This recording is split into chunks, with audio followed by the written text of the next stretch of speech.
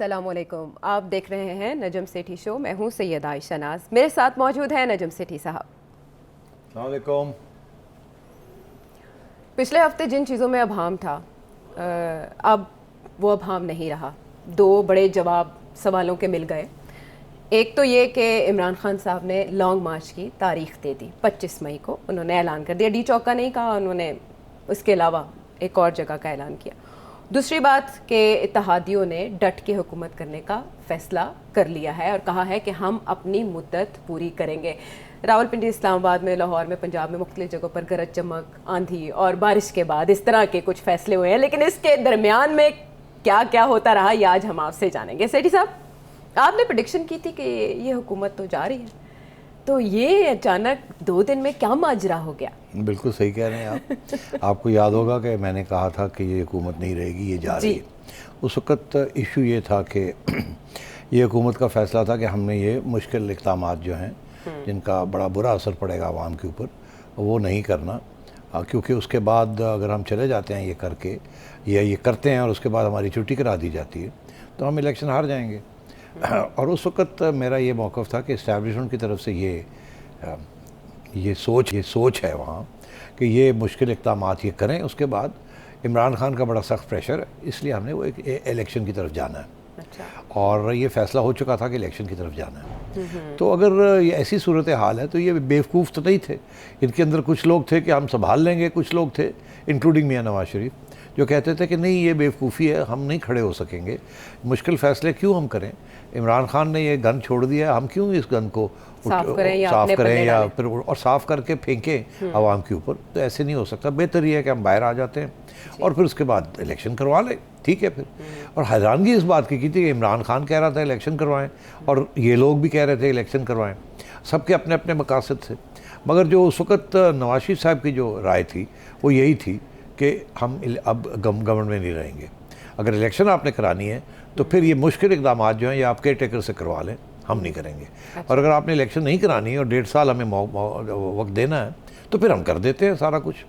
तो इसके ऊपर बात अड़ी हुई थी और इस्टेब्लिशमेंट भी पीछे नहीं हट रही थी, इमरान खान भी पीछे नहीं हट रहा था। वो भी कह रहा था कि हमने लॉन्ग मार्च करनी है, इलेक्शन लेनी है। और तो इस किस्म की सूरत हाल थी। तो उसमें ये फ़ैसला हुआ था लंदन के अंदर कि हम अब हुकूमत छोड़ देंगे, कि हमें कोई गारंटी नहीं है कि हम 1.5 साल रहेंगे, ये बात थी। तो मैंने इसीलिए ये कहा था कि अब सूरत हाल उधर चल रही है। मगर हुआ ये कि आखिर के वक्त मसला ये एक बन गया इस्टेब्लिशमेंट के लिए, जो कि जिसकी वजह से उन्होंने एक हल ढूंढा है। उन्होंने फिर ये आखिरी स्टेज एक ऐसी आई कि आप देख रहे थे कि हर रोज़ ये बात चल रही थी कि मिफ्ता इस्माइल दोहा जाएगा, नहीं जाएगा, क्या होगा। जी, आपने कहा था पता ही नहीं है कि भाई रहना भी है कि नहीं रहना भी है कि नहीं, पता नहीं था इनको। आपस में डिबेट चल रही थी अंदर जी। एक तरफ इमरान खान की धमकी थी, दूसरी तरफ इस्टेब्लिशमेंट का ये रिक्वायरमेंट थी कि इलेक्शन की तरफ जाना है हमने, और तीसरी तरफ ये था कि हम तो 1.5 साल रहना चाहते हैं। तो ये चीज़ें डिबेट चल रही थी और उसके अंदर वक्त ज़ाया भी हो रहा था और तनकीद भी हो रही थी कि 1 महीना हो गया है, अगर आपने ये मुश्किल इक़दामात नहीं करने थे तो आप आए क्यों, और अगर अब जो नहीं आपसे हो रहे थे चल जाते क्यों नहीं हैं आप। और वो मतलब है कि वो डिसाइड नहीं कर पा रहे थे क्योंकि उनको क्लियर नहीं हो रही थी कि इस्टेब्लिशमेंट की पोजीशन क्या है और इमरान की पोजीशन क्या है। इमरान ने उस वक्त तक डेट भी नहीं दी थी। जी, ऐसा ही है। फिर उन्होंने देखा कि ये इस्टेब्लिशमेंट ने केयर टेकर्स जो थे इनको भी बुला लिया, इंटरव्यूज़ करने शुरू कर दिए। तो उससे यही इशारा था कि फिर ठीक है, आप जा रहे हैं तो अब जाएं। अच्छा। हम एक केयर टेकर गवर्नमेंट अभी ले आते हैं, इलेक्शन अनाउंस करें, क्योंकि जब वो जाएंगे तो वो डिसॉल्व करके जाएंगे ना। तो उन्होंने डिसॉल्व करनी थी, चले जाना था, इलेक्शन कॉल हो जाने थे, केयर टेकर आ जाने थे जी। और इलेक्शन जो है वो अगस्त में हो जाने थे। तो ये चीज़ें चल रही थी, केयर टेकर्स की तैयारी हो रही थी। उधर वो सोच रहे थे कि हम जाएं या रहें, उधर इमरान खान सोच रहा था मैं डेट दूं या ना दूं। तो ये चीज़ें चल रही थी। मगर नवाज शरीफ साहब ने अपनी जो राय थी वो दे दी थी कि हम नहीं रहेंगे, हम चले जाएंगे। अगर ये इलेक्शन फौरी तौर पे चाहते हैं तो फिर ये IMF के साथ खुद ही बात कर लें। यहाँ तक बात चली थी। अब इस्टेब्लिशमेंट के ऊपर बड़ा सख्त उनका ये एक रवैया था कि ये IMF को साथ लेके चलना है, इसके बगैर मुल्क बच नहीं सकता, इकॉनमी बड़ी बुरी हालत है। और ये भी डर था कि अगर फौरी तौर पे इलेक्शन हो गए तो ये जो सारा IMF का मामला है ये ठप पड़ जाएगा। अगर ये छोड़ के चले जाते PDM वाले तो फिर IMF किसके साथ बात करता, केयर टेकर्स के साथ करता। केयर टेकर तो 3 महीने के लिए आते हैं, उनकी जो पॉलिसीज़ होती हैं उनको तो इजाज़त ही नहीं होती कि कोई पॉलिसी डिसीजंस लें। बिल्कुल ऐसे ही। ये छोड़ दें कि बजट बनाएंगे, वो तो बिल्कुल ही नहीं उनकी इजाज़त होती कि आप बजट बनाएं। और जो भी उनके इकदाम होते हैं उनके इलेक्शन के साथ तल्लुक़ होता है, पॉलिसी के साथ तल्लुक़ नहीं होता, मुल्क को चलाने के साथ तल्लुक़ नहीं होता, एक इलेक्शन करवाने के साथ तल्लुक़ होता है। ये भी मसला था कि क्या अगर ये केयर टेकर से ये काम करवाते हैं तो क्या IMF मानेगा भी कि नहीं मानेगा। वो कहेगा हम तो इलेक्टेड गवर्नमेंट के साथ बात करेंगे, जिन्होंने जाके इसको इम्प्लीमेंट करना है, जो कि हमारे साथ वादा करेंगे, जो मुआहदा करेंगे उसको इम्प्लीमेंट भी तो इलेक्टेड गवर्नमेंट करेंगे। बिल्कुल ऐसे, जिनके पास मुद्दत हो, मैंडेट हो। और फिर ये भी था कि अगर ये जो है PDF वाले ये अगर साइन कर देते हैं और ख़ुद चले जाते हैं और केयर टेकर आ जाते हैं तो फिर IMF को उसके साथ भी प्रॉब्लम था दोबारा कि जो करेगा वो रहे जी। अच्छा, तो इस किस्म के इश्यूज चल रहे थे। आखिरी मिनट पे क्या हुआ, आखिरी मिनट में आपको पता है जरदारी साहब पहुंच गए। अच्छा। जरदारी साहब का सबसे पहले दिन से ये मौक़िफ़ था कि हम रहेंगे, मैं समझा लूँगा इस्टेब्लिशमेंट को कि हमें डिस्टेबलाइज ना करें, हम ये मुख्तलिफ फ़ैसले भी कर लेंगे, मगर हमें कुछ गारंटीज़ मिलनी चाहिए कि हमारे साथ फिर हमें उठा के बाहर तो नहीं फेंक दिया जाएगा। वजह एक पंजाब इनके हाथ में नहीं है, अभी PDM के हाथ में। अच्छा। लड़ाई झगड़े हो रहे हैं ना जी। उधर इस्लामाबाद के अंदर भी दो की मेजॉरिटी के साथ, वो भी चौधरी शुजात साहब के साहबजादे हैं और तारिक बशीर शीमा साहब है, तो इस किस्म की चीज़ है। तो बड़ी नाजुक सिचुएशन थी। तो जरदारी साहब ने सबसे पहले तो जो अपनी कार्रवाई शुरू की जब, तो उसी वक्त मैंने अपना एक इदारिया उसमें लिखा था कि अब जरदारी साहब हरकत में आ गए हैं और वो अब कुछ ना कुछ हैट में से कोई ना कोई रैबिट जो है वो निकालेंगे। अच्छा। कोई खरगोश निकालेंगे। अच्छा। मैजिशियन है ना। हाँ। इसीलिए उनको कहा जाता है कि उन्होंने डबल PhD की हुई है सियासत। हाँ। तो उनकी जब डील होती है वो पक्की होती है। वो अपनी डील पे, जैसे कि अच्छे लोग डील जब करते हैं तो अपनी ज़ुबान पक्की होती है, लिखत पढ़त की कोई बात नहीं होती, ज़ुबान होती है। हाँ। और जरदारी साहब की ज़ुबान बड़ी पक्की है, वो जब ज़ुबान दे देते हैं तो फिर निभाते हैं। अच्छा। बाकी सियासतदान इधर उधर हो जाते हैं, मगर इसीलिए लोग उन पर एतमाद करते हैं।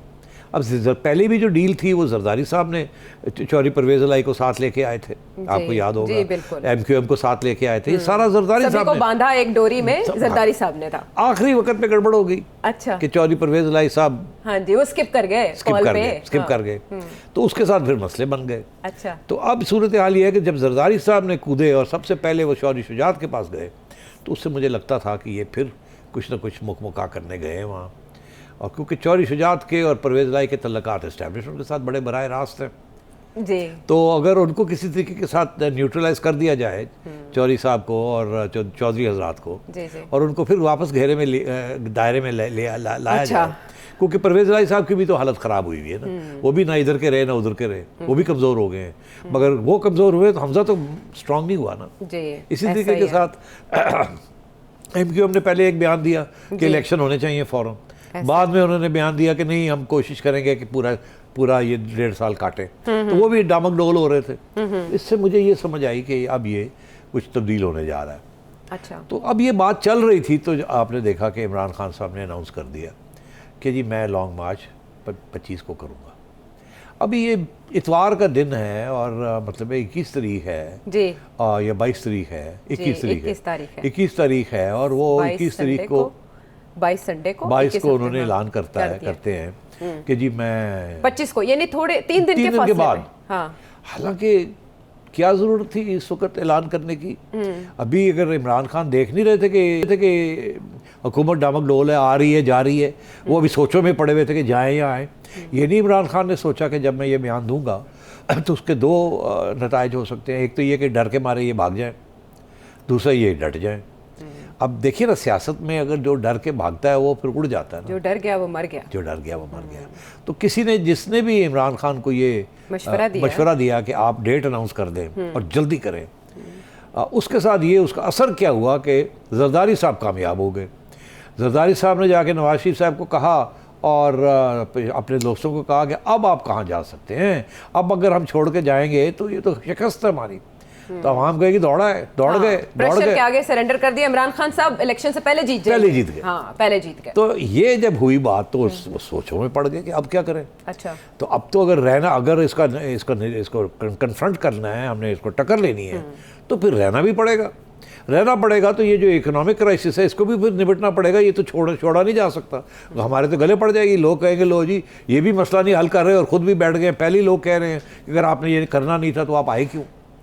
तो फिर ये फैसला हुआ कि नहीं, अब हम ये काम भी करेंगे, मुश्किल काम भी करेंगे और इमरान खान को कन्फ्रंट भी करेंगे, डट के बैठेंगे, दलेरी के साथ ये करेंगे। मगर फिर ये सवाल खड़ा हुआ कि अच्छा ये तो हो गया, मगर वैसे भी हमारी हुकूमत तो बड़ी कमज़ोर है, किसी वक्त भी इस्टेब्लिशमेंट हमारी छुट्टी करा सकती है, पैरों के नीचे से जमीन खींची जा सकती है एनी टाइम। तो वो उसका क्या होगा, उसकी कोई गारंटी है कि नहीं? हाँ, जरदारी साहब वो लेके आए गारंटी। जरदारी साहब ने फिर मेरा ख्याल है किस किस्म की गारंटी दी वो आप ना पूछे, मगर जो उसका जो नतीजा निकला है वो मैं आपको अभी बताता हूँ कि वो नतीजा ये निकला है कि एक तो ये मियाँ नवाज शरीफ साहब भी कन्विंस हो गए कि अब हमें बैठना चाहिए, एक बात। दूसरी बात ये कि अभी हमें कोई मुश्किल इकदाम जो हैं IMF वाले अभी नहीं कुछ करना चाहिए। इसलिए मिफ्ता इस्माइल जो जिनको पहले रोका हुआ था उनको अब कह दिया आप चले जाएं, वहाँ जाके बात करें और उन्हें बता दें कि ये पेट्रोल की कीमतें हमने नहीं बढ़ाना, हम अब बजट बनाएंगे, बजट के अंदर आपके सारे जो मकासद हैं जिसके साथ हमने मईशत को संभालना है वो आपके साथ डिस्कस करके हम बजट में लेके आएंगे। अच्छा। और बजट को फिर हम चलाएंगे। और इधर इस्टेब्लिशमेंट को ये इशारा चला गया है कि बजट हमने देना है और इशारा करना है तो आप मेहरबानी करके हाथ हौली रखो, हमें करने दें। ओके। और हम डट के लड़ेंगे। अच्छा। हम करेंगे अब ये। तो उधर से यस आई? उधर से क्या हुआ? उधर से भी कोई डिमांड आई होनी है ना जी। अब वो डिमांड क्या आई? क्या? जरदारी करके दिखाएं। जरदारी साहब कहाँ पहुंचे? शौरी शुजात के पास। कल यहाँ क्या हुआ है लाहौर में? क्या हुआ? वो जो पंजाब असेंबली में क्या हुआ है? हाँ, वो मैं सिर्फ मुख्तसर ये बाद में हम डिस्कस करते हैं। हाँ, बिल्कुल पंजाब को अलग से एक मगर पंजाब में ये हुआ है कि चौधरी परवेज़ इलाही साहब आए हैं, उन्होंने दरवाजे बंद कर दिए और नून लीग वाले और अपोजिशन जो थी या गवर्नमेंट जो थी वो 90 शायरा कायदे आज़म में बैठी रही, पीछे से उन्होंने उन्होंने फारग कर दिया कि जी कोई आया नहीं, ये हो गया वो हो गया और कर घुर के घर चले गए, अपने खिलाफ जो वोट ऑफ नो कॉन्फिडेंस था उसको फारग कर दिया। ठीक है। और हुकूमत जो है वो 90 शायरा कायदे आज़म में बैठी रही। ये क्या हुआ ये आगे जाके? तो मैं ये समझ रहा हूँ कि अब बात जो है वो एक ऐसी जगह पे पहुंची है जहाँ से ये शुरू हुई थी। कौन कौन इत्तेहादी होगा, पंजाब में कौन होगा, वहाँ कौन होगा, क्या होगा। जरदारी साहब ने फिर कुछ ना कुछ स्टिचअप किया जिसके साथ चौधरी हजरात को भी वापस वो ग्रुप में ले आए हैं। अच्छा। या ला रहे हैं। ठीक है। और उधर नवाज शरीफ साहब भी ऑन बोर्ड हो गए हैं और ये जो काबीना है ये अब तकड़ी हो गई है और अब ये मिफ्ता इस्माइल भी चले गए हैं वहाँ और वहाँ जाके उन्होंने अब जाके IMF के साथ बात करनी है। पेट्रोल की कीमतें नहीं बढ़ेंगी अभी।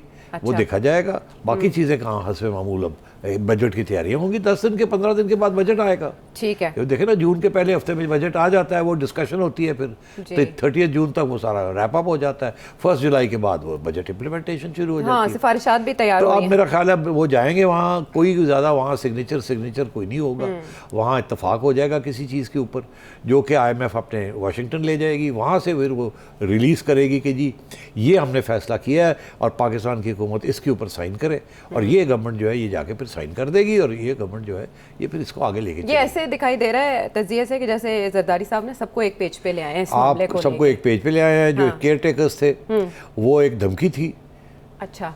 कि अगर आप नहीं करेंगे तो ये आ रहे हैं। हाँ। अब उनको पीछे हट जाएंगे केयर टेकर्स, उनकी बात नहीं होगी, उनकी इंटरव्यूज़ हो गई हैं, वो एक प्रोजेक्ट पड़ा हुआ है साइड पे, जब चाहेगी इस्टेब्लिशमेंट उसको निकाल लेगी। वो एक धमकी है इनके ऊपर। खान साहब के ऊपर ये धमकी है, ये तो बैठ गए हैं। अब अगर ये बैठ गए हैं तो खान साहब को भी समझ आ गई होगी कि हमें तो नहीं बैठ गए, इनको कोई एश्योरेंसेस मिली होंगी ना इस्टेब्लिशमेंट की तरफ से। हाँ। और उधर से हमने सुनने में आ रहा है कि अब इस्टेब्लिशमेंट जो है उसने क्लियर इनको गवर्नमेंट को ये कह दिया है कि आप क्रैकडाउन करना चाहते हैं कर लें, हम इमरान को नहीं प्रोटेक्ट करेंगे। अच्छा। तो इमरान खान न्यूट्रलिटी मांग रहे थे ना जी, तो वो न्यूट्रल हो गया। उन्होंने कहा जी हम इमरान की हेल्प नहीं करेंगे। हाँ। आप अपने बैठे हुए की भी हेल्प नहीं करेंगे, आप में अगर कुछ करना है तो कर ले, उसने कुछ करना है तो कर ले, हम वी आर नॉट गोइंग। पहले तो ये था ना कि वो रोक रहे थे गवर्नमेंट को कि इमरान के खिलाफ करना कुछ नहीं है, तो अब वो मेरा ख्याल पीछे हट गए। उन्होंने कहा जी करना है, रोकना है रोक लो इन्हों, तो गिरफ्तारियाँ करनी है कर लो। अब खान साहब जो है ना वो फंस गए हैं। अच्छा, ये ट्रैप हो गए हैं। ट्रैप हो गए। अब वो क्या ट्रैप हो गए वो अब डिस्कस करते हैं। हाँ, ये बड़ा $1 मिलियन क्वेश्चन है। खान साहब ट्रैप हो गए हैं या खान साहब के पास, जिनके पास एक्सपीरियंस भी है पहले लॉन्ग मार्च का, एक बार फिर लॉन्ग मार्च करने जा रहे हैं। तो तसादुम अगर हुआ तो उससे फ़ायदा क्या अपोजिशन को ही होगा। इमरान खान साहब बजाय लाहौर से शुरू करने के इस बार पेशावर से क्यों शुरू करें? लॉन्ग मार्च होगा भी कि नहीं होगा, उससे पहले कोई अनाउंसमेंट हो जाएगी। सब सेठी साहब से जानेंगे एक ब्रेक के बाद।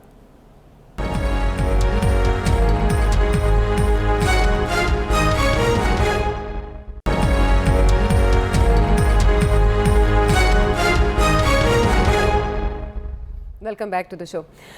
इससे पहले ऐसे लग रहा था कि इमरान खान साहब ना कोई खुफिया कार्ड अपने पास रखे हुए हैं। लॉन्ग मार्च की तारीख का ऐलान वो मामलात को देखते हुए करेंगे। हुकूमत बड़ी वीक हो रही है, बहुत बातें, बहुत आवाज़ें बुलंद हो रही हैं। अचानक उन्होंने ऐलान कर दिया और वो ऐलान भी ऐसे किया कि शाह महमूद कुरैशी साहब को एक कॉल भी मौसूल हुई। हम दिखा दें कि शाह महमूद कुरैशी साहब क्या कह रहे हैं? दिखा दें। बंद तो इसका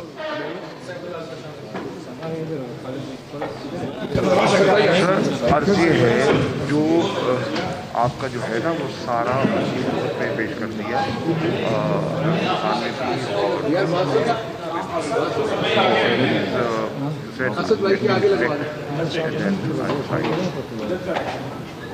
ठीक है बंद करो, ये सारा इस पर डिस्टर्ब होकर बंद करो। मैं करता हूँ ओके जी, कितनी देर?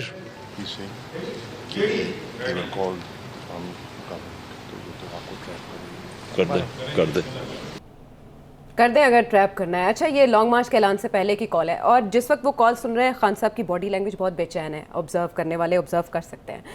ये कुछ लोग प्लान्ड कॉल करार दे रहे हैं इसको। सिटी साहब, प्लान्ड कॉल लगती है आपको कि मैसेज दिया जा रहा हो कि मैं नहीं सुन रहा, किसी की कॉल नहीं ले रहा, या वाकई कॉल आई और ट्रैप हो गए? देखिए मेरा पहला रिएक्शन था ये प्लान्ड है। अच्छा। मगर जब मैंने सारी चीज़ें इकट्ठी की और सोचा कि इमरान खान ने अनाउंसमेंट क्यों की है जिसकी वजह से पीडीएम की हुकूमत जो है वो डट गई है, तो ये तो कुछ उल्टा ही हो गया है। तो इसका ये मतलब है कि कुछ और भी इसके पीछे है।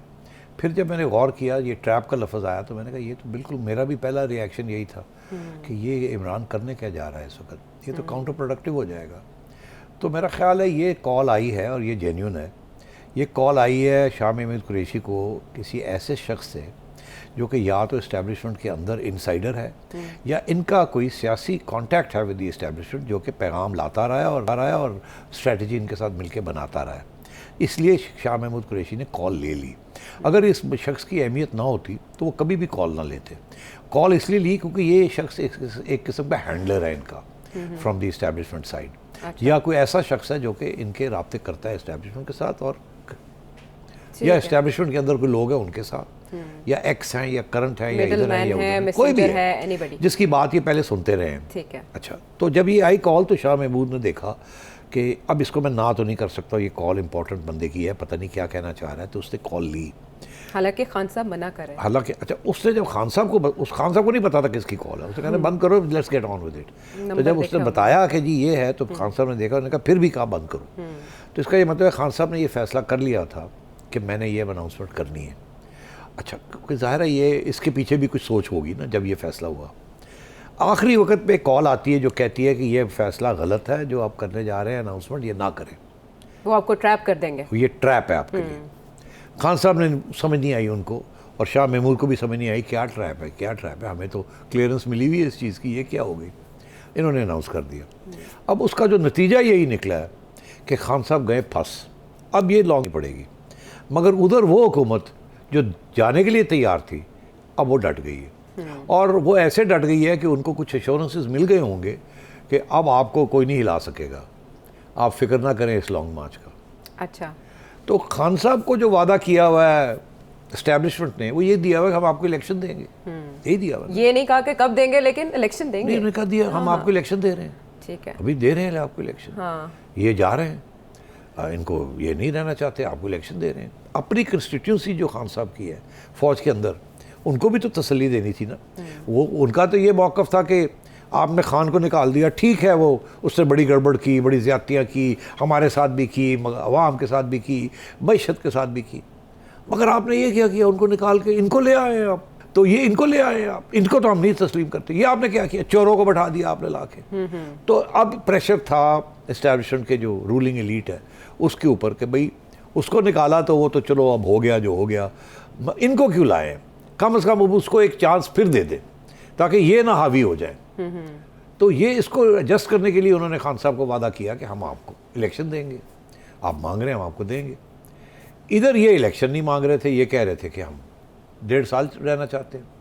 ये एस्टैब्लिशमेंट इस वक्त नहीं चाहती कि नून लीग को भी मेजॉरिटी मिले इलेक्शन में या इमरान खान को मेजॉरिटी मिले।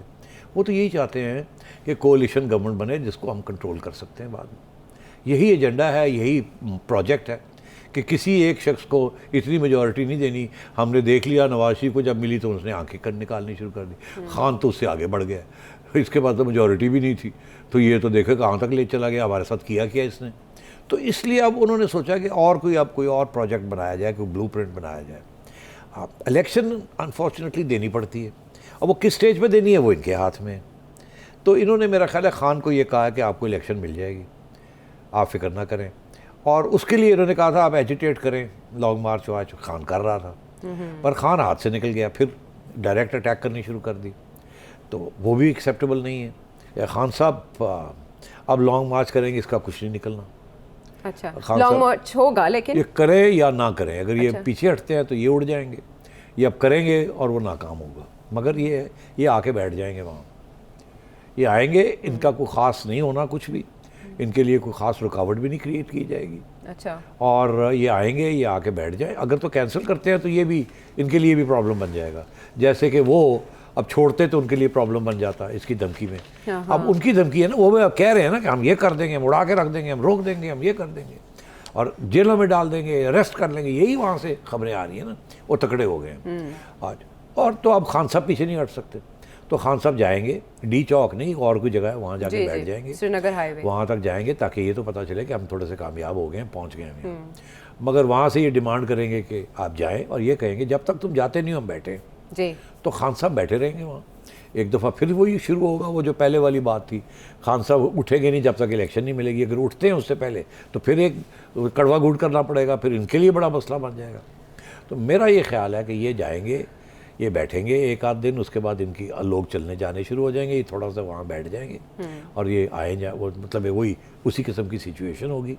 इन द मीन वाइल ये गवर्नमेंट जो है ये अपना काम करेगी, और ये अब IMF के साथ मिलके बजट देगी आपको, और उसके बाद जब बजट हो जाएगा तो एकदम खान साहब, मेरे एस्टिमेट में खान साहब फिर शोर डाल देंगे कि बजट में ये नहीं किया, रिलीफ नहीं दिया, ये नहीं किया, वो नहीं किया, फलाना नहीं किया, फलाना नहीं किया। अच्छा। और एस्टैब्लिशमेंट फिर ब्लूप्रिंट खोल के बैठ जाएगी और बैठ जाएगी और कहेगी अच्छा अब क्या करना है। अच्छा। अब कितना प्रेशर है खान का, अभी इलेक्शन कराएं, थोड़ी देर के बाद इलेक्शन कराएं, जब वो चाहेंगे वो इलेक्शन करा सकते हैं। एक MQM को आंख मारनी है, इधर उधर करना है तो काम खत्म हो जाएगा। तो इसका मतलब है मुकम्मल गारंटी तो ना मिली ना PDM गारंटी गवर्नमेंट को? मिलती नहीं है, एस्टैब्लिशमेंट जब भी कोई गारंटी देती है कोई गारंटी नहीं होती।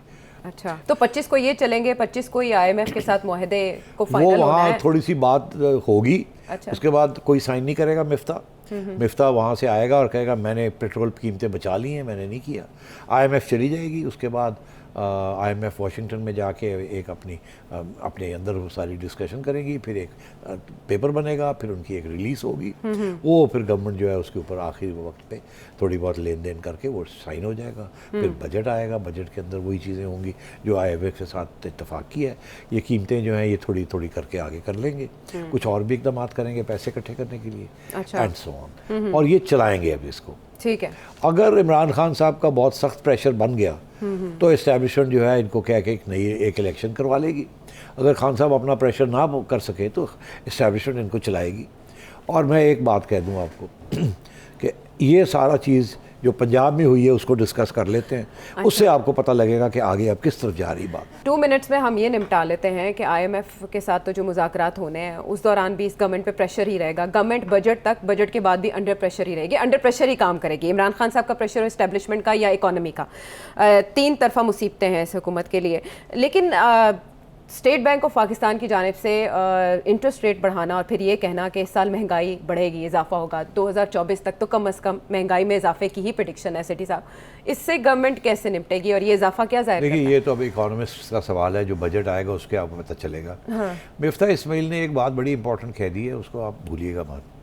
वो कह रहे हैं कि IMF ग्रोथ नहीं चाहती, वो ये नहीं चाहती कि आपकी मईशत ग्रो करे, क्योंकि जब मईशत ग्रो करती है तो फिर कीमतें बढ़ती हैं। वो डिमांड एंड सप्लाई की बात होती है। कीमतें हमेशा उस वक्त बढ़ती है, महंगाई उस वक्त होती है जब आप ग्रो कर रहे हो। जब आप इंडस्ट्री इंटरेस्ट स्लो हो तो उस वक्त फिर डिमांड कम होती है, तो कीमतें कम ज़्यादा नहीं बढ़ती। तो अभी डिफ्लेशनरी इकोनॉमी बजट आ रहा है आगे। डिफ्लेशन से मुराद ये है कि महंगाई बढ़नी बंद हो जाएगी। अच्छा। हाँ, और ग्रोथ कम हो जाएगी, और जब ग्रोथ कम होगी तो ये आपके इंपोर्ट्स भी कम हो जाएंगे, और आपकी करंट अकाउंट डिफिसिट भी कम हो जाएगी, और तो ये जो इक़दाम उन्होंने किए हैं ये 6 महीने चलाएंगे, जिसकी वजह से कुछ स्टेबिलिटी आएगी। अगर आपको इम्पोर्टेड चीज़ें नहीं मिलेंगी खर्चा करने के लिए तो आप खर्चे कम करेंगे, जब आप खर्चे कम करेंगे तो महंगाई कम हो जाएगी।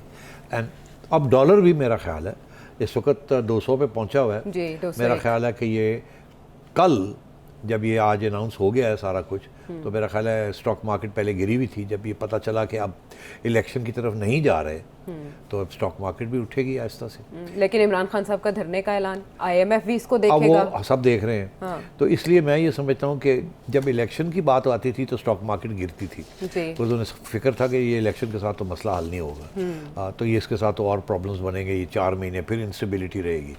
अब अगर उनको ये सिग्नल मिलेगा कि इलेक्शन नहीं होने जा रहे फौरी तौर पर, तो फिर मेरा ख्याल है स्टॉक मार्केट थोड़ी सी उठेगी। अच्छा। और फिर वो देखेगी कि बजट में क्या आता है। बजट भी आ जाएगा 15 दिन के अंदर अंदर, बजट आना पड़ेगा ना जी, क्योंकि एंड ऑफ मई के अंदर इंपोर्ट पॉलिसी आ जाती है और जून के पहले 2 हफ्ते के अंदर अंदर बजट आ जाता है और फिर डिबेट होती है उसके ऊपर, और जुलाई 1 से नया बजट जो है वो इम्प्लीमेंट होना शुरू हो जाता है। ठीक है। तो अगले 15 दिन के अंदर आपको अब एक ही फैसला आएगा, वो बजट ही बनेगा। IMF की अप्रूवल के साथ बजट बनेगा और उसके अंदर ये आहिस्ता आहिस्ता करके इसको आगे बढ़ाएंगे। तो रिलीफ कितना देंगे अवाम तो को? मेरा ख्याल है कि ये कोशिश इनकी पूरी होगी कि महंगाई जो है जिस तरीके से बढ़ रही है वो रुक जाए, अच्छा। वो और ना महंगाई हो और आहिस्ता आहिस्ता जो है स्टेबल हो जाए, जिस लेवल पे आ गई है इस लेवल पे इसको रोक दिया जाए। तो और सबसे इम्पोर्टेंट जो चीज़ थी ये पेट्रोलियम वगैरह की, उसको ये रोक के रखेंगे। अच्छा, लेकिन डिले PTI ने भी किया था तो प्रॉब्लम हो गया था। वो 300 अरब रुपए का था, अब ये और वो तो 300 अरब रुपये निकलने पड़ेंगे, अब कहीं ना कहीं से निकालेंगे और बजट के अंदर भी ये जो बनाएंगे टैक्सेस अमीरों के ऊपर बढ़ेंगे, अच्छा। इसमें कोई शक ही नहीं है। और सब्सिडीज़ कम होंगी जो अमीरों को मिलती हैं, इंडस्ट्री को मिलती हैं, वो कम होंगी और इस तरीके से ये चीज़ें करेंगे। और कुछ इनकम टैक्स रेट्स जो है उनको कम करेंगे, किसी को ज़्यादा करेंगे, और भी शायद भी कोई इक़दाम करेंगे जिसके साथ बोझ जो है वो अमीरों के ऊपर पड़े, गरीबों के ऊपर ना पड़े। तो वो ये करेंगे और मैं समझता हूँ कि आहिस्ता आहिस्ता संभाल लेंगे, प्रोवाइडेड इनको 1.5 साल मिल गया। तो अगर 1.5 साल नहीं मिलता तो ये अधूरा रह जाएगा सारा का सारा एजेंडा और फिर मसले शुरू हो जाएंगे। 1.5 साल के लिए वही शहबाज शरीफ साहब का कहना है कि 30% भी हमें सपोर्ट मिल जाती जो लाडले को मिली तो मुल्क रॉकेट की तरह ऊपर जाता। तो वो सपोर्ट या एक पेज वो तो दरकार होगा अगर स्टेबिलिटी चाहिए। बहरहाल इस हुकूमत का बहुत बड़ा इम्तिहान ये बजट होगा, इस बजट को लेके आगे की पेशगोई की जा सकती है। ब्रेक के बाद हम वापस आएंगे।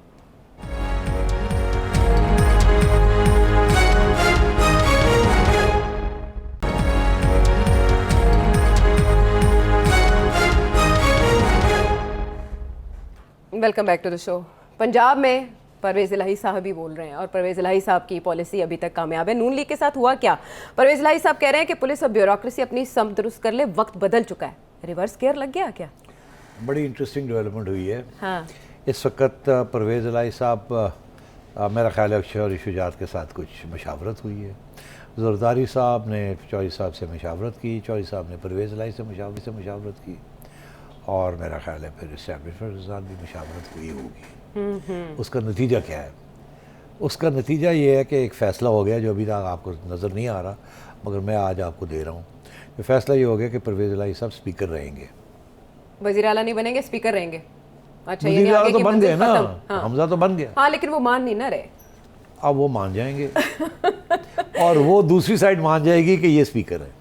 अच्छा, दूसरी साइड ने इनके ऊपर वोट तहरीक अदम एतमाद दोबारा जमा करवा दी उन्होंने, पहली खत्म हुई दोबारा जमा करवा दी। अच्छा। हाँ। और उधर वो इनको नहीं मान रहे थे जी। अब होगा क्या? होगा ये कि वो जो वक्त मिला हुआ है प्रेसिडेंट अलवी को वो ख़त्म हो जाएगा और पंजाब अगले 10 दिन के अंदर 15 दिन के अंदर उससे पहले पंजाब का गवर्नर अपॉइंट हो जाएगा। प्रेसिडेंट साहब करें या ना करें कानून के मुताबिक वो हो जाएगा। वज़ीर आज़म की एडवाइस पे अमल हो जाएगा। वो एडवाइस वो लें या ना लें, हाँ। 10 दिन के रह गए वो नाफिज हो जाएगी, वो आ जाएंगे। ठीक, उसके बाद परवेज़ इलाही साहब अपने आप को जैसे कहते हैं ना बिहेव करेंगे। अब वो इस हुकूमत के ख़िलाफ़ कार्रवाई नहीं करेंगे, वो अब आराम से स्पीकर की हैसियत से कोऑपरेट करेंगे इस हुकूमत के साथ और स्टेबल हो जाएगा। पंजाब स्टेबल होगा तो गवर्नर भी अपना आ गया, चीफ मिनिस्टर भी अपना, और परवेज़ इलाही साहब वो जो गवाह बैठे हैं वो तो नहीं मिल सकता उनको, मगर अगर उनका ये ख्याल था कि अभी वो स्पीकर रह जाएंगे वो तो ये उड़ा सकते हैं उनको, मगर अच्छा। अब इन्होंने भी हाथ पीछे ले लिया। ये एक तलवार रहेगी मगर ये अभी फौरी तौर पे परवेज़ इलाही साहब बैठ गए। कल जो कुछ हुआ है वो बड़ा इंटरेस्टिंग है। वो ये हुआ कि इन्होंने सबको बुला लिया, हमज़ा साहब ने सारे अपने MPs को बुला लिया। अच्छा। मगर ये इंटरेस्टिंग बात ये है कि उन्होंने असेंबली नहीं बुलाया उनको 90 शारा कायद-ए-आज़म बुला लिया और सबको वहाँ इकट्ठा कर लिया और वहाँ बैठा दिया, चाय, पैटीज़, समोसे, दही बल्ले खिलाने शुरू कर दिए। अच्छा। और कहा अभी हम जाते हैं असेंबली। परवेज़ इलाही साहब उसके दौरान आराम से असेंबली में आए, आके बैठ गए, अपने लोग 4-5 आ गए, इनके दरवाजे बंद कर दिए, ये अपने लोग भी ले आए थे जिन्होंने बंद कर दिया। मगर गड़बड़ कहीं नहीं थी। जिन्होंने vote of no confidence launch करना वो तो थी नहीं, वो 90 शारा पे कायदे बैठी थी जी। तो फिर उन्होंने परवेज़ इलाही साहब ने ये फैसला किया, ये जिन्होंने vote of no confidence move किया वो तो आए नहीं, तो चलो ठा ख़त्म, vote of no confidence on. वो उठ के घर आ गए। जब वो घर आ गए उसके बाद ये हजरात, इनके 4-5 लोग जो हैं वो वहाँ पहुँचे असेंबली, अवैस लगारी वगैरह, और वहाँ जाके एहतजाज किया कि देखें जी इन्होंने दरवाजे बंद कर दिए, मैं आए, और वहाँ वो समोसे और खाते रहे। अच्छा, इस्लामाबाद हाई कोर्ट ने जो उमर सरफराज चीमा की गवर्नर पंजाब के ओहदे से बरतरफी के खिलाफ दरखास्त पर लार्जर बेंच तश्कील देकर कल तक समाअत रखी है, कल होनी है, उस पर क्या होगा फिर? देखिए वो चलेगा, मगर होगा ये वो कोई फैसला इसके हक़ में नहीं आएगा, सरफराज के हक़ में नहीं आएगा। जैसे ही अब वो दूसरा गवर्नर इंस्टॉल हो जाएगा वो हो जाएंगे तो ये मामला ख़त्म हो जाएगा। ये अब ये इसकी कोई स्कोप नहीं रही। मेरा ख्याल है हर जगह पे ये फैसले हो गए हैं कि अब हम स्टेबिलिटी की तरफ जा रहे हैं। अच्छा। इस्लामाबाद में भी और पंजाब में भी। और जो मेन प्रॉब्लम था चौधरी शुजात का और चौधरी परवेज़ इलाही का, वो जरदारी साहब ने हल कर दिया। तो इसलिए मैं समझता हूँ कि गवर्नर्स के मसले भी हल हो जाएंगे। और प्रेसिडेंट साहब जो हैं वो ठीक है, वो बैठे हुए वहाँ, उन्होंने जितनी डिले करनी थी वो हो गई। वहाँ भी इशारे चले जाएंगे कि ज़रा हथौली रखो, हम अब स्टेबिलिटी चाहते हैं और इतनी डिस्टेबलाइजेशन अब मत करें। अच्छा, यानी पंजाब का बहरान भी बस कुछ दिनों के फासले पर निमट जाएगा। मैं समझता हूँ कि ये संभल जाएगा, ये संभल जाएगा। तो हम जरदारी साहब को फिर सियासत का हकीम ही कह सकते हैं। अब जरा देखिए वो भी अभी देखिए उन्होंने पहले भी तो की थी ना हिकमत। हाँ जी। मगर वो अब ये है कि अब फिर उन्होंने कोशिश की है, तो अब ये है कि ये कब तक चलेगी ये मैं नहीं कह सकता। हाँ। क्योंकि इसमें बहुत से प्लेयर्स हैं। अब खान साहब भी चुप करके तो नहीं बैठेंगे ना। अगर वो समझते हैं उनके साथ हाथ हो गया तो अब वो कुछ सोचेंगे क्या हाथ हुआ है। और सबसे पहले तो उन्होंने निशाने पे आसिफ अली जरदारी साहब को भी रखा हुआ था। अच्छा, निशाने पर आजकल सहाफ़ी भी हैं सेठी साहब, ज़रा सहाफ़ियों की तरफ आते हैं। FIR कट रही हैं और फिर ज़मानतें लेने के लिए मुख्तलिफ सहाफ़ियों को, नामवर सहाफ़ियों को जाना पड़ा है अदालत, और फिर उनमें से कुछ ऐसे हैं जो ताइब हो रहे हैं, एतराफ़ कर रहे हैं कि उनकी अकल पे पर्दा था, ज़मीर की आवाज़ भी सुन रहे हैं। क्या कह रहे हैं वो सुन लेते हैं किस किस मामले पे। जी। कि नवाज़ शरीफ के ख़िलाफ़ भी जो कुछ हुआ ये अब हमें समझ आया है। मतलब फॉर इंस्टेंस मैंने कारगिल के हवाले से कहा कि जो 99 में, ये मेरी वीलॉग्स हैं, अगर आप चाहेंगे तो मैं आपको निकाल के भी दिखा दूंगा कि जनरल मुशर्रफ की जो इंटरवेंशन थी नवाज़ शरीफ के ख़िलाफ़ अक्टूबर 99 में, वो भी अब हमें समझ आ रही है कि जनरल मुशर्रफ के पास इसका किसी किस्म का कोई जवाज़ नहीं था। लेकिन ऐसा हमारी आंखों के सामने पर्दा पड़ा हुआ था और हमारे एक पेट्रियाटिज़म, एक हाइपर नेशनलिज्म ऐसी छाई हुई थी कि हम उसको हर चीज़ को जस्टिफाई करते थे इंडिया सेंट्रिक एंगल से। हमने पाकिस्तान की सियासत को इंडिया के से देखा या हाइपर नेशनलिज्म के लेंस से देखा। अब हमें पता चला कि यहाँ पे इश्यूज़ जो हैं वो शायद कुछ और ही हैं। हम जिन चीज़ों को नेशनलिज्म समझते रहे, एक कौमी वसीतर मफाद समझते रहे, वो नहीं था। यहाँ शायद बहुत सी ऐसी शख्सियात होती हैं जिनके अपने अपने इंटरेस्ट होते हैं, उसके अंदर वो खेल रहे होते हैं। सो नवाज़ शरीफ की डिस्क्वालिफिकेशन भी बड़ी सस्पिशियस लगती है मुझे, जिस तरह से हुई। इस एतराफ़ पे अप्रिशिएट करेंगे आप डॉक्टर साहब को? देखिए आयशा देर आया दुरुस्त आया, 10 साल देर आया, ये एक्नॉलेजमेंट मेरे दोस्त हैं पीरज़ादा साहब। 10 साल से कुछ थोड़े हम दूर हो चुके थे, बिकॉज मैं समझता था कि ये जो इन्होंने मौक़िफ़ इख्तियार किया हुआ है वो सही नहीं है। मगर ये एक जज्बे के साथ, एक पेट्रियाटिक जज्बे के साथ ये समझते थे। हम सब इस स्टेज से गुज़रे हैं और मैं समझता हूँ कि अब इनकी भी स्टेज ये ख़त्म होगी। इनको अब एहसास हो गया है कि इनके साथ भी हाथ हो गया है। और मैं ये कहूँगा ये हम सब के साथ किसी न किसी स्टेज पे हाथ हुआ है। अब अर्ज़ ये है कि इनके ख़िलाफ़ केसेस हो गए, अब भागे गए हैं।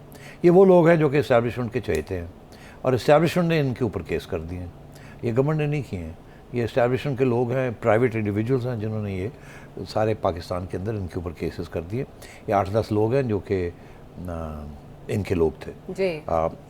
जो कि इनकी बातें सुनते थे और इनके मौक़िफ़ को आगे पेश करते जाते जाते मैं ये कह दूं कि इसी किस्म का रवैया इस्टेब्लिशमेंट का मेरे साथ और शकील और रहमान साहब के साथ हुआ था 2016 में। हमारे ख़िलाफ़ भी इसी किस्म के 17 केसेस लॉन्च हो गए थे चारों सूबों में, तीनों सूबों में। पंजाब में शहबाज शरीफ साहब ने नहीं होने दिया था और वो हमने भुगतने पड़े और यही इल्ज़ाम थे जो इनके ऊपर लगे हैं। और उस वक्त जब हम चीख रहे थे कि हमारी कोई हेल्प करे, हमारे साथ दें, ये हमारे साथ नहीं खड़े हुए। अब इनको सबक आ रहा है, सिखाया जा रहा है। अल्लाह करे कि ये सीख जाएं और आज़ाद हो जाएं इससे, और हमारी हमायत इन आज़ाद के साथ हमेशा इनके साथ रहेगी। और मुझे बड़ी खुशी है कि मोहित पीरज़ादा ने ऑन स्क्रीन मतीउल्लाह जान, जो कि ज़बरदस्त सहाफ़ी हैं, वो ऐसी बातें निकलवा लेते हैं जो कि बाद लोग नहीं निकलवा सकते। और मैं मोहित को दाद देता हूँ कि उनमें इतना कैरेक्टर है कि उन्होंने अपनी गलती जो है वो तस्लीम कर ली। ठीक है, ये जो मुती और मोईद का कज़िया है, ऐसे ही सबक सीखा जा सकता है कि या तो आप हालात से सबक सीखें या फिर उन लोगों से जो कि इससे पहले सबक सीख चुके हैं। प्रोग्राम के हवाले से फीडबैक दीजिएगा। अगले प्रोग्राम तक के लिए इजाज़त दीजिए।